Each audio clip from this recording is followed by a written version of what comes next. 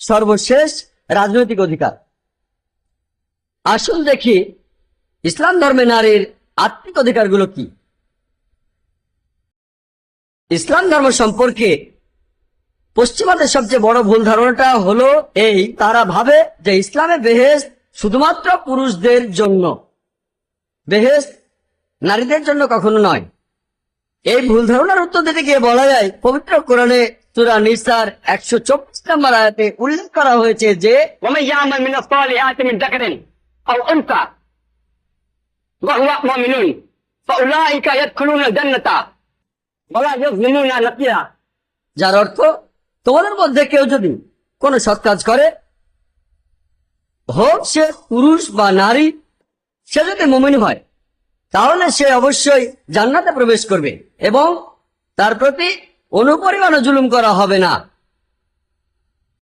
একই ধরনের কথা বলা হয়েছে পবিত্র কোরআনের সূরা নাহলের, সেখানে 97 নম্বর আয়াতে উল্লেখ করা হয়েছে, যদি তোমাদের মধ্যে কেউ সৎ কাজ করে, হোক সে পুরুষ বা নারী, সে যদি মুমিন হয়, আমি তাহলে তাকে পবিত্র জীবন দান করব এবং তাদের কাজের জন্য শ্রেষ্ঠ পুরস্কার দান করব।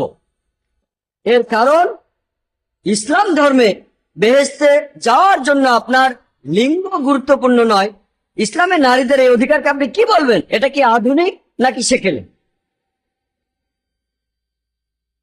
ইসলাম সম্পর্কে আরেকটা ভুল ধারণা, যেটা পশ্চিমা মিডিয়া বলে যে নারীদের আত্মা বলে কিছু নেই। সত্যি বলতে এটা সপ্তদশ শতাব্দীর ঘটনা। বর্তমান ইটালির রোমে জ্ঞানী লোকদের একটা সভা হয়েছিল, সেখানে তারা সবাই একমত হয়েছিলেন যে নারীদের কোনো আত্মা নেই। ইসলাম ধর্মে পুরুষ এবং নারীর আত্মার প্রকৃতি একই রকম। এটাই তেলাওয়াত করেছিলেন আমাদের তরুণ কারি ভাই আশরাফ মোহাম্মদী। তিনি তেলাওয়াত করেছিলেন পবিত্র কোরআনের সূরা নিসার 1 নম্বর আয়াত। বলা হয়েছে, يا أيها الناس اتقوا ربكم الذي خلقكم من نفس واحدة خلق منها زوجها। যার অর্থ হচ্ছে, হে মানুষ জাতি, তোমরা তোমাদের প্রতিপালককে ভয় করো, যিনি তোমাদের সৃষ্টি করেছেন এক ব্যক্তি হতে, আর যিনি তা হতে সৃষ্টি করেছেন তার স্ত্রী। একই ধরনের কথা আছে সূরা নাহলের 72 নম্বর আয়াতে উল্লেখ করা হয়েছে। বলা হয়েছে, আল্লাহ তোমাদের মধ্য থেকে সৃষ্টি করেছেন তোমাদের জোড়া তোমাদের মতো করেই। এরপরে সূরা শুরার 11 নম্বর আয়াতে উল্লেখ করা হয়েছে, فاطر السماوات والأرض جعل لكم من أنفسكم أزواجا। আল্লাহ তাআলা এই আকাশমণ্ডলী ও পৃথিবীর সৃষ্টিকর্তা, যিনি তোমাদের জোড়া সৃষ্টি করেছেন তোমাদের মধ্য থেকেই। তাহলে ইসলাম ধর্ম অনুযায়ী পুরুষ এবং নারীর আত্মার প্রকৃতি একই। এখন ইসলাম ধর্মের এই আইনকে কি আধুনিক বলবেন নাকি সেকেলে বলবেন?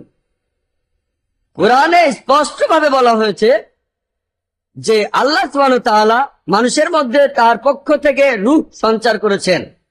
পবিত্র কোরআনে সূরা হিজরের 29 নম্বর আয়াতে উল্লেখ করা হয়েছে, যখন আমি তাকে বানাবো সুঠামভাবে এবং সমান অনুপাতে, আর যখন আমার পক্ষ হতে রূহ সঞ্চার করব, তোমরা তার প্রতি সিজদা অবনত হও।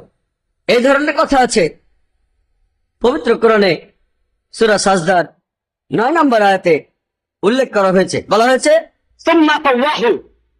ثم طواه ونفخ فيه من روحه।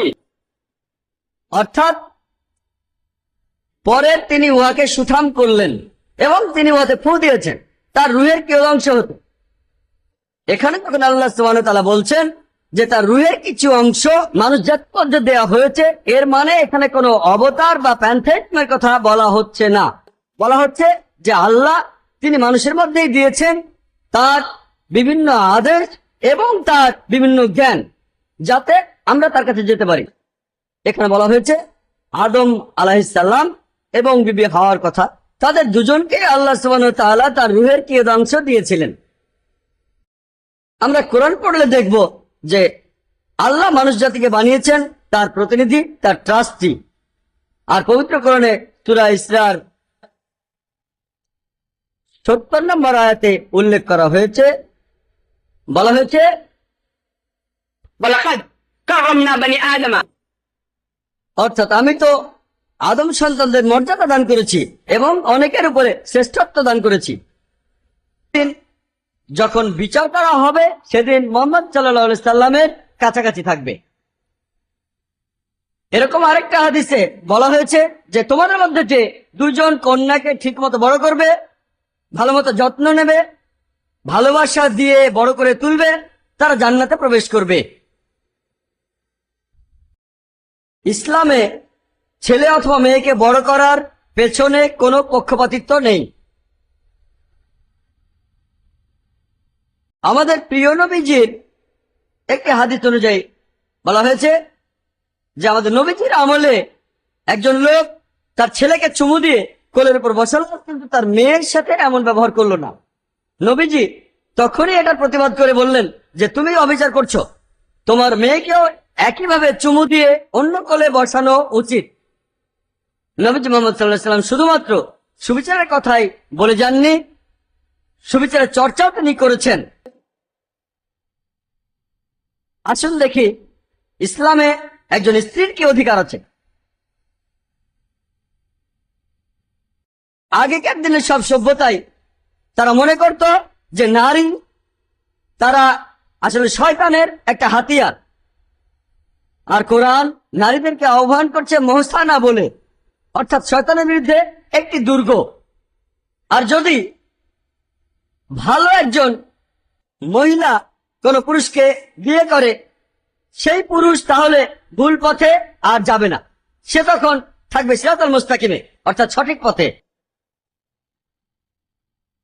একটি সহিহ হাদিসে মুহাম্মদ সাল্লাল্লাহু আলাইহি সাল্লাম তিনি বলেছেন যে ইসলামে সন্ন্যাস জীবনের কোনো স্থান নেই। এছাড়াও সহিহ বুখারীতে উল্লেখ আছে 7 নম্বর খণ্ড 3 নম্বর অধ্যায়ের 4 নম্বর হাদিস, বলা হয়েছে যে নবীজি আদেশ দিয়েছেন যুবক যুবতীরা যাদের বিয়ে করার সামর্থ্য আছে তারা বিয়ে করবে, কারণ এতে করে তারা তাদের দৃষ্টি আনত করবে এবং লজ্জাস্থানের হেফাজত করবে। হযরত আনাস একটা হাদিসের কথা বলেছেন, যে ব্যক্তি বিয়ে করে সে তার দিনের অর্ধেক দিন পূরণ করে। একবার একজন আমাকে প্রশ্ন করেছিল যে এই কথাটার মানে কি, যদি আমি 2 বার বিয়ে করি আমার সম্পূর্ণ দিন পূরণ হবে? নবীজির এই কথাটাকে লোকটা ভুল বুঝেছিল। নবীজি যখন বলেছেন বিয়ে করলে তোমার অর্ধেক দিন পূরণ হবে, এর মানে যে আপনি বিয়ে করলে আপনাকে অবাধ যৌনাচার থেকে বাঁচাবে, আপনাকে ব্যভিচার থেকে বাঁচাবে, এটা আপনাকে বাঁচাবে সমকামিতা থেকে। এগুলো থেকে পৃথিবীর অর্ধেক পাপ তৈরি হয়। শুধুমাত্র বিয়ে করলেই আপনি স্বামী অথবা স্ত্রী হওয়ার সুযোগ পাবেন। শুধুমাত্র বিয়ে করলেই আপনি সুযোগ পাবেন একজন বাবা অথবা মা হওয়ার। আর বাবা অথবা মায়ের দায়িত্ব, স্বামী বা স্ত্রীর দায়িত্ব, এগুলো খুবই গুরুত্বপূর্ণ ইসলামে। এতে কোনো পার্থক্য নেই যে একজন লোক বিয়ে করলো 1টা 2টা বা 3টা 4টা, তারপরে সে অর্ধেক দিনই পূরণ করবে। আর পবিত্র কোরআনে বলছে আমি স্বামী এবং স্ত্রীদের হৃদয়ে সৃষ্টি করেছি ভালোবাসা। পবিত্র কোরআনে সূরা রুমের 21 নম্বর আয়াতে উল্লেখ করা হয়েছে, বলা হয়েছে যে আমার নিদর্শনগুলির মধ্যে আমি তোমাদের জন্য তোমাদের মধ্যে থেকে সঙ্গী সৃষ্টি করেছি, যাতে তোমরা শান্তিতে তাদের সাথে বসবাস করতে পারো, আর তোমাদের মধ্যে পারস্পরিক ভালোবাসা ও দয়া সৃষ্টি করেছি। পবিত্র কোরআনে সূরা নিসার 21 নম্বর আয়াতে উল্লেখ করা হয়েছে, এখানে বিবাহকে বলা হয়েছে মিসাক, পবিত্র চুক্তি, পবিত্র অঙ্গীকার। পবিত্র কোরআনে সূরা নিসার 19 নম্বর আয়াতে বলা হয়েছে নারীদেরকে জবরদস্তি উত্তরাধিকার গণ্য করা তোমাদের জন্য বৈধ নয়। তার অর্থ বিয়ে করতে 2 পক্ষেরই অনুমতি নেওয়ার প্রয়োজন আছে। এটা আবশ্যিক যে পুরুষ ও নারী দুজনেই বিয়ে করতে রাজি থাকবে। কেউ না, এমনকি মেয়ের বাবাও জোর করে মেয়েকে বিয়ে দিতে পারবে না তার ইচ্ছার বিরুদ্ধে। একটা হাদিস আছে সহিহ বুখারীতে 7 নম্বর খণ্ড 43 নম্বর অধ্যায়ের 69 নম্বর হাদিসে বলা হয়েছে যে একজন মহিলাকে তার বাবা জোর করেছিল তার ইচ্ছার বিরুদ্ধে বিয়ে করতে। মহিলা তখন নবীজির কাছে গেলেন এবং নবীজি বিয়েটা বাতিল করে দিলেন। আরেকটা হাদিস আছে ইবনে হাম্বলে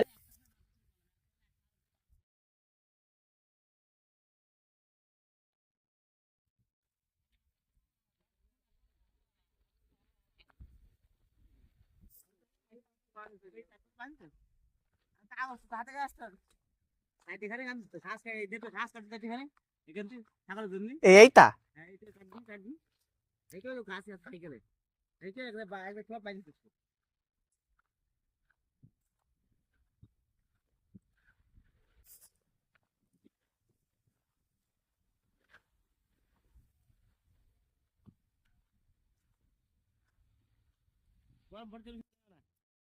যাচ্ছি না।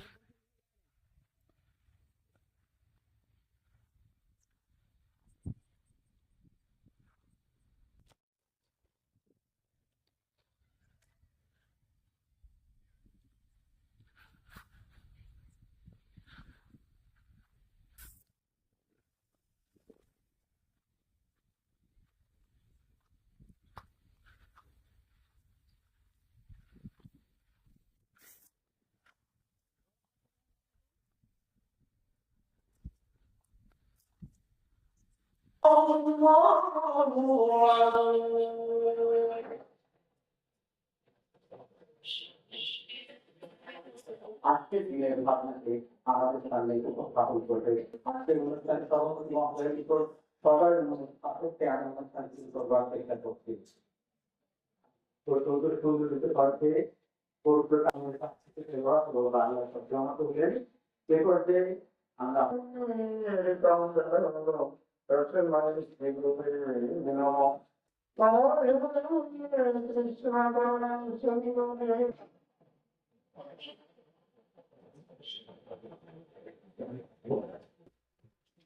উপস্থিত করে আপনাদের শক্তি প্রদান করেন। ও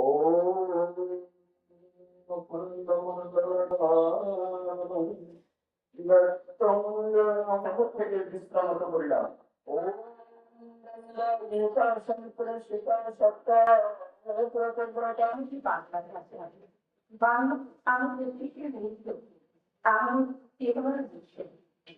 আমাদের মায়ের জন্য আমরা পেয়েছি আমাদের প্রাণের ভাষা বাংলা।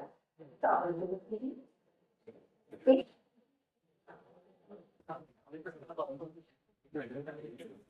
মাদক ওরা বলে সবার কথা কেড়ে নেবে।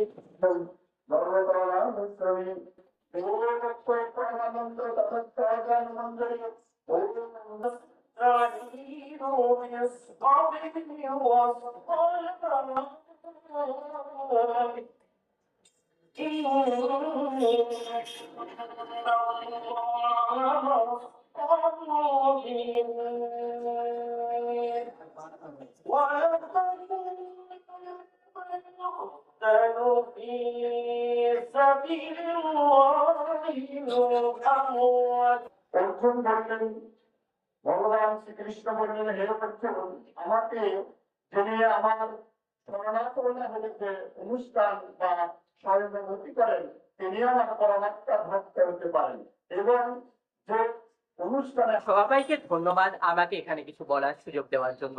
আমি খলিফা রহমত হাফিজ সাহিন, ভিক্টোরিয়া জুবিলি সরকারি বিশ্ববিদ্যালয়ের 10ম শ্রেণীর একজন শিক্ষার্থী। আর ফাগুনের এই বিষণ্ণ অথচ দীপ্ত বেলায় আমরা সমবেত হয়েছি এক আত্মত্যাগের মহাকাব্যের স্মরণে। আন্তর্জাতিক মাতৃভাষা দিবস। আসসালামু আলাইকুম, আমি Nafisa Anjum, Chuadanga collectorate school and কলেজে অধ্যয়নরত 9ম শ্রেণীর একজন শিক্ষার্থী। 21শে ফেব্রুয়ারি মানেই ভাষার চেতনা। বিশ্বে প্রথম এবং বিস্ময়কর জাতি আমাদের এই বাঙালি জাতি। ভাষার জন্য প্রাণ দিয়েছে এই জাতি। শুধুমাত্র বাংলা ভাষা এসেছিল বিশ্বের সামনে রক্ত নিয়ে। 1952 সালের এই দিনে আমাদের দেশের অসংখ্য ছেলেমেয়েরা তাদের বুকের তাজা রক্ত ঢেলে এনেছিল এই বাংলা ভাষা।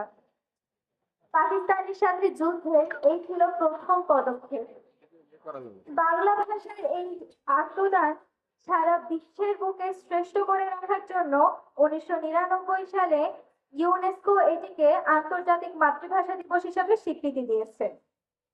বাঙালি হিসাবে এ আমাদের এক অপরূপ ঐতিহ্য। বাংলাকে টিকিয়ে রাখার জন্য, বাংলার এই ঐতিহ্যকে সবার সামনে তুলে ধরার জন্য সবাইকে উচিত বাংলায় কথা বলা। আমার ভাষা বাংলা ভাষা, এই কথাই সকলের যেন মুখেই কথা থাকে। আমার এই বক্তব্য দিয়ে আজকে আমি আমার এই বক্তব্য শেষ করছি। ধন্যবাদ। কবিতার একটা লাইন লিখেছেন এভাবে, যে তুকি কতটি কথা কহিতেছে কামিনীর কানে কানে। শুধু কবিতাই নয়, গদ্য দেখেন একটা অসাধারণ ছন্দের ব্যবহার করেছে সাহিত্য সম্রাট বঙ্কিমচন্দ্র চট্টোপাধ্যায়। কমলাকান্তের কনিষ্ঠ কন্যা কাকাকে কহিল, কাকা কাক কেন কাকা করে? কাকা কহিল, কাকা করাই কাকের কাজ। এক অসাধারণ ধ্বনি সাম্য সৃষ্টি করে বাংলা ভাষা। তো এই ভাষার জন্য জীবন দেওয়াই তো, উৎসর্গ করাই তো অত্যন্ত জরুরি। এ পর্যায়ে আমি আহ্বান করছি ওয়ারিয়ার্স অফ জুলাইয়ের আমাদের পরম কল্যাণী সালে এই যাত্রা শুরু হয় এবং শেষ পর্যন্ত আমরা দেখেছি যে 21-এর যেই চেতনা আমাদের বর্তমান প্রজন্মে তা ছড়িয়ে গিয়েছে কতটুকু। আমি আজ এই বিষয় নিয়ে ছোট্ট একটু আলোচনা করতে চাই। আমরা ইতিহাস, আমার পূর্ববর্তী তিনজন বক্তা খুব সুন্দরভাবে বর্ণনা করে গেছেন, কিন্তু আমাদের সেই ইতিহাসের সাথে আমার বর্তমান প্রজন্ম কতটুকু আমরা সম্পৃক্ত হতে পেরেছি, এটাই এখন ভাবার বিষয়, এটাই এখন চেনার বিষয়। তাহলে সেই অনুযায়ী যদি আমরা আসি, তাহলে 21-এর চেতনা আমরা ধারণ করতে পেরেছি বলেই আমরা 24-এর গণ অভ্যুত্থান দেখেছি। বৈষম্য বিরোধী ছাত্র আন্দোলনে আপোষহীন তাদের যেই মনোভাব আমরা সামনে এসেছে, এটা অবশ্যই আমাদের পাঠ্যসূচির অন্তর্গত করা উচিত আমি মনে করি। কারণ দেখেন, আমরা কিন্তু ইতিহাস থেকে জেনেছি, আমরা কিন্তু কখনো সেটা চোখে দেখিনি। আমরা একটা দৃশ্যপট কল্পনা করেছি আমাদের স্মৃতিপটে, যেখানে অনেক পুলিশের বাহিনী ছিল যারা পাকিস্তানি, এবং আমরা যারা বাঙালি ছিলাম খুবই নিরীহ, এবং তাদের হাতেও কিন্তু রাইফেলস ছিল, কিন্তু আমাদের যে পাকিস্তানি বাহিনী তুলনায় কম। কিন্তু একটা বিষয় দেখেন, বিগত যিনি ফ্যাসিস্ট সরকার ছিলেন তার সময়ে আমরা ছিলাম নিরস্ত্র। ছাত্ররা তাদের অধিকার আন্দোলনে কিভাবে ঝাঁপিয়ে পড়েছে, কিভাবে তারা নিজেদের বুকের তাজা রক্ত ঢেলে তাদের অধিকার আদায় করেছে। তাহলে সেই ভাষা আমাদের যেহেতু সংস্কৃতি, তাহলে আমার অধিকার আদায়টাও আমার সংস্কৃতির অন্তর্গত আমি মনে করি। আমার ভাইয়ের রক্তে রাঙানো 21শে ফেব্রুয়ারি আমি কি ভুলিতে পারি? তাহলে আমার ভাইয়ের রক্তে রাঙানো 24 যদি রাঙানো হয়, আমি তাহলে সেটা ভুলবো কিভাবে? আমার প্রশ্ন এখানে। তাই আসুন সুন্দর একটি বাংলাদেশ বিনির্মাণে আমরা দৃঢ় প্রতিজ্ঞাবদ্ধ হই যে আমরা যারা তরুণরা আছি, আমরা যারা শিক্ষকেরা আছি, আমরা 21-এর চেতনাকে ধারণ করি। আমরা অন্যায়ের সাথে আজ কোনো আপোষ করতে চাই না। নিজেদের বাক স্বাধীনতা যেটা, সেটা যেন অন্য কেউ এসে হস্তক্ষেপ করতে না পারে, এদিকেও আমাদের সোচ্চার হতে হবে। যেটা অন্যায়, আমরা অন্যায়ের বিরুদ্ধে প্রোটেস্ট করতে চাই কিনা? বাচ্চারা, আমার তরুণের ভাই বোনেরা, যদি আমরা সামনে অন্যায় দেখি, আপনারা কি চান প্রোটেস্ট করতে? চান? অবশ্যই চাই। আমি চাই আমার জেলার প্রতিটা শিক্ষার্থী, যেখানে বাস ভাড়া বলেন, অটো ভাড়া বলেন, হাফ পাস হয়ে গিয়েছে, সেটা প্রতিষ্ঠিত হচ্ছে না কেন? বাসে আমাদের হয়রানির শিকার হতে হচ্ছে। এটার বিরুদ্ধে কি আমরা সোচ্চার হব না? হতে চান? অবশ্যই চাই। আমাদের যে অধিকার আন্দোলন যদি শুরু হয় 21শে ফেব্রুয়ারিকে চিন্তাধারাকে ধারণ করে, তাহলে আমরা 21এর চেতনাটা কেন লালন করব না? তাই আসুন, আবারও চাই, দেশের জন্য দোয়া চাই, আমার নিজের জন্য দোয়া চাই। এই বলে আমার সংক্ষিপ্ত বক্তব্য এখানে শেষ করছি।